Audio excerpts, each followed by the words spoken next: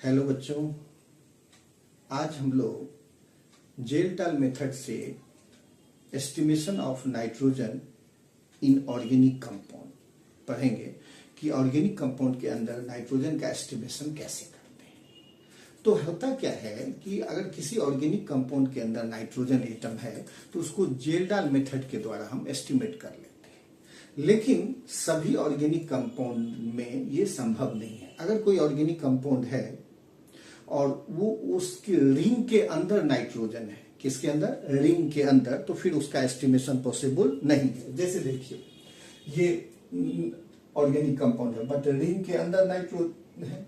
ये organic compound है, ring के अंदर नाइट्रोजन है। ये ऑर्गेनिक कंपाउंड है, रिंग के अंदर नाइट्रोजन है। तो पेरिडीन हुआ या पैरोल हुआ या क्योनोलिन हुआ, तो इसमें क्योंकि रिंग के अंदर नाइट्रोजन है, इसलिए जेल-डाल मेथड से इसका एस्टिमेशन पॉसिबल नहीं है।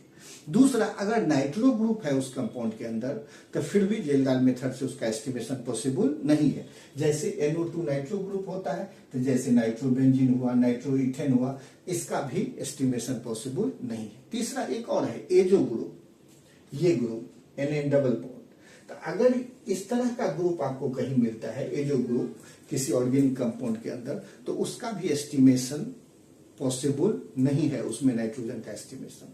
तो आप समझ गए होंगे कि जेल-डाल मेथड के अंदर ऑर्गेनिक नाइट्रोजन का एस्टिमेशन ऑर्गेनिक कंपाउंड में करते हैं, बट अगर नाइट्रोजन रिंग के अंदर हो या नाइट्रो ग्रुप के रूप में हो या एजो ग्रुप के रूप में हो, तो फिर उसका एस्टिमेशन पॉसिबल नहीं है। अब आइए जेल-डाल मेथड को समझते हैं। इसमें 3 तरीके होते हैं, 3 स्टेप में होते हैं। पहला होता है डाइजेशन, दूसरा होता है डिस्टिलेशन और तीसरा होता है एस्टिमेशन। तो इसमें सबसे पहले होता क्या है कि नाइट्रोजन कंटेनिंग ऑर्गेनिक कंपाउंड लेते हैं और उसको कॉन्क H2SO4 उसमें ऐड करते हैं। क्या करते हैं?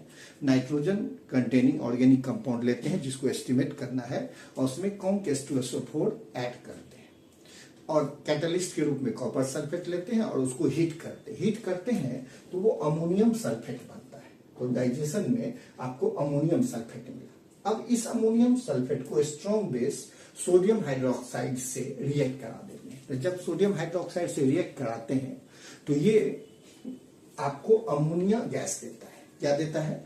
Ammonia gas. उसको हम लोग डिस्टिल कर लेते हैं, तो इसको बोलते हैं डिस्टिलेशन प्रोसेस। तो सबसे पहले नाइट्रोजन कंटेनिंग ऑर्गेनिक कंपाउंड था, उसमें कॉन्क H2SO4 और कैटलिस्ट के रूप में कॉपर सल्फेट के साथ हीट किए तो हमको अमोनियम सल्फेट मिला। अब अमोनियम सल्फेट में सोडियम हाइड्रोक्साइड ऐड कर दिए जिससे कि हमको ammonia gas as a distillate मिला। अब ये अमोनिया गैस, अमोनिया एक बेस होता है। अब हम इसमें क्या करेंगे? कॉन्क H2SO4 का स्टैंडर्ड मात्रा इसमें मिलाएंगे और उसके हिसाब से इसमें कितना अमोनिया है उसको हम फाइंड कर लेंगे। अब मान लीजिए कि 1 मोल अमोनिया है, तो 1 मोल अमोनिया में नाइट्रोजन भी कितना होगा? 1 मोल। इसका मतलब जितना मोल अमोनिया होगा उतना ही मोल नाइट्रोजन। तो इसको करते क्या है? इसको फाइंड करने के लिए सबसे बढ़िया तरीका होता है कि सीधा सीधी फॉर्मूला हम याद रखें कि number of mole of nitrogen, number of moles of nitrogen बराबर number of gram equivalent of H2SO4 used. Number of moles of nitrogen बराबर number of gram equivalent of H2SO4 used. ऐसे तो आप कह सकते हैं कि अमोनिया बेस है, तो जितना ग्राम इक्विवेलेंट अमोनिया होगा उतना ही ग्राम इक्विवेलेंट H2SO4 यूज होगा। जितना ग्राम इक्विवेलेंट अमोनिया उतना ही ग्राम इक्विवेलेंट H2SO4 यूज होगा। इसीलिए हमने फॉर्मूला लगा दिया कि number of moles of nitrogen atoms बराबर number of gram equivalent of H2SO4 used. अब हम इसको एक न्यूमेरिकल से इसको समझते हैं और इसमें बैक टाइट्रेशन का भी कॉन्सेप्ट लगता है। Thank you.